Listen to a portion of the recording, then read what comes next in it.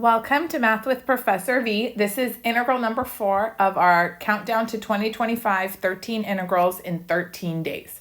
Now, as a side note, before I get started, I had a request in the comments on yesterday's integral to do one that requires the wire straw substitution. And I had it all prepped and ready to go, but then I thought maybe some of you haven't been exposed to that integration technique before, and I didn't want you to feel left out. So I've made a video going over the wire straw substitution. I'll link it in the top right here and in the description. If you aren't familiar with it, then watch it before tomorrow's integral. Okay, but right now I'm just gonna do a more traditional one because I wanted to give you guys a heads up. So yes, I'm kind of giving you homework. Look at that. All right, this integral just requires typical traditional Calc 2 integration techniques. We have indefinite integral of x times the natural log of x over the square root of x squared minus 1 dx. I'll give you a hint. You need to use integration by parts at some point. You could either do a substitution and then by parts, or by parts first and then another integration technique. Okay, so on that note, I'm going to go and make a substitution first. And since I know by parts is coming up later, I'm going to save the variable u. And I'm just going to let t be the square root of x squared minus 1. All right, beautiful. Now I need to figure out what dt is. So I'm going to differentiate both sides, but you know what? I'm looking and I'm like, oh, there's this radical. If I take the derivative, I'm going to have to do the chain rule, and it doesn't sound fun. So let me square both sides first. So t squared equals x squared minus 1. And then now let me go take the derivative of both sides. So 2t dt equals 2x dx, which means t dt is x dx. Do I have that? I do. See, here's x dx, and that's all t dt. Perfect. Okay, so x dx is t dt. Then I have this rad x squared minus 1. That's just going to be plain old t. But what about natural log of x by itself? Well, you're going to come right here, and we're going to solve for x in terms of t.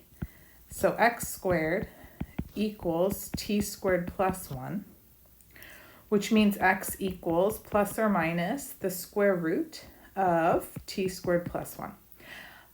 But we have to choose the positive radical because notice here we have natural log of x, and our domain on natural log is restricted so that this argument here has to be positive. So we have to pick the positive radical, okay? Good, I think we're ready to go. We can rewrite this integral now entirely in terms of t. So x dx, that's t dt, let me put the dt over here. Then I have natural log of x, which is natural log of square root t squared plus 1. Natural log, let me scoot the dt over, he's cramping my style. Natural log square root t squared plus 1. And then this is all over rad x squared minus 1, which is t. Do you see what's going to happen now? Some fabulous cancellation. Yes, yes, yes. These t's are gone. And then now I just have integral natural log. Let me write this as t squared plus 1 to the 1/2 dt. And you might say, why are you doing that, Professor V? Because notice I can use log properties now and just move this 1/2 to the front. Oh, beautiful. That'll make my integration so much more relaxing. 1/2 natural log t squared plus 1 dt. Okay, when you have natural log all by its lonesome, definitely time to do by parts. And you're going to let u be ln of t squared plus 1. I'm actually going to throw the 1/2 in there as well. U is 1/2 ln t squared plus 1. And then dv is just 1 dt, right? Good. And then let's find du. So we have 1/2. Derivative of ln something is 1 over the something. And then I have to apply the chain rule, multiply by the derivative of the something of t squared plus 1, which is 2t. And then we still have this dt. And then do you notice this 1/2 cancels with the 2 up top? So then now this is just t dt over t squared plus 1. Perfect. And then dv is 1 dt, so v is going to be just plain old t.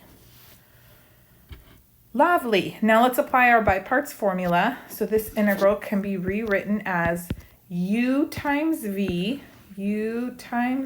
I'm going to put the t after the 1/2 before the ln, so it's very clear. 1/2 t ln t squared plus 1 minus integral, and then we have v times du. So notice here we have t times t dt. That's going to give me t squared dt up top over t squared plus 1. Okay, now let's look at what we have to integrate. T squared over t squared plus 1. We don't need to long divide. The numerator differs from the denominator just by that one term, the plus 1. So I'm going to come through and sneakily add 1, subtract 1. Hopefully you've done this before. And just keep rewriting everything out front. Okay. Too many times if I go, oh, I'll just go back and rewrite it later, I forget it. So don't do that. T squared plus 1 over t squared plus 1 minus 1 over t squared plus 1 dt. So now that adding and subtracting 1 in the numerator, then I wrote it separately over the denominator, and things simplify just fabulously. So 1/2 t ln t squared plus 1 minus integral. This is just 1 minus, do we know antiderivative? 1 over t squared plus 1? Yes, we can do that one. It's our good friend tan inverse, yes? All right, so here we go. We're in business. 1/2 t ln t squared plus 1 minus. Antiderivative of 1 is just t. And then this negative gives me positive tan inverse of t plus c. Perfect. Don't box it just yet. I know, you're so excited. You're like, we finally finished. No. Remember, t was the square root of x squared minus 1. So we got to sub that all back in. So we have 1/2 square root x squared minus 1. Natural log t squared is just going to be x squared minus 1 plus 1 minus t, so square root x squared minus 1 plus tan inverse square root x squared minus 1 plus c. And then, yes, this minus 1 plus 1 cancels, all right? And we have natural log of x squared. I'm going to move the exponent on the argument using log properties again to the very front, because 1/2 times 2 will cancel out nicely. Now you have to be careful when you do this, because right now x squared is positive, right? When I move the 2 away and I just have natural log of x, x isn't guaranteed to be positive. So in certain cases, you're going to have to add absolute value bars if you do that. In this particular problem, I don't. Why don't I have to? Because remember, originally, we had natural log of x in the integrand. So the domain of this function is restricted already. In fact, x has to be, greater than 1. So I'm not worried that x is going to be negative because the domain of the original problem was restricted. But if we didn't have maybe this ln of x, then you'd have to be careful. If you move over or you take away this exponent that guarantees the argument's positive, you might need to add absolute value in other problems, okay? I just wanted you aware. So just be, I tell my students, you have to be mildly paranoid when doing math, that there's some small detail you've overlooked. Not paranoid to the point of paralysis, right? You don't want to be like in such deep fear that you can't complete a problem, but be aware of the details. Okay, so those cancel. And then we have square root x squared minus 1 natural log of x. Oh, so it looks so good, right? How could we have not done that? Minus square root x squared minus 1 plus tan inverse square root x squared minus 1 plus c. And right? This guy was grossing me out. Looked terrible. Okay, much better.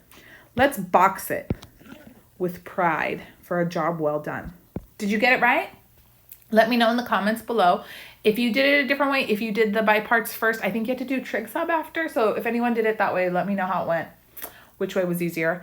And then if you don't know the Weierstrass substitution, it's not tricky. It's actually beautiful. So make sure you take the time, watch the video. I have it linked in the description so you're ready for tomorrow's integral. It'll be fun.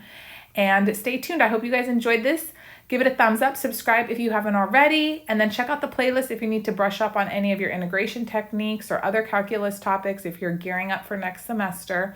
You can also follow me on Instagram, Math with Professor V, TikTok, same handle until it gets banned.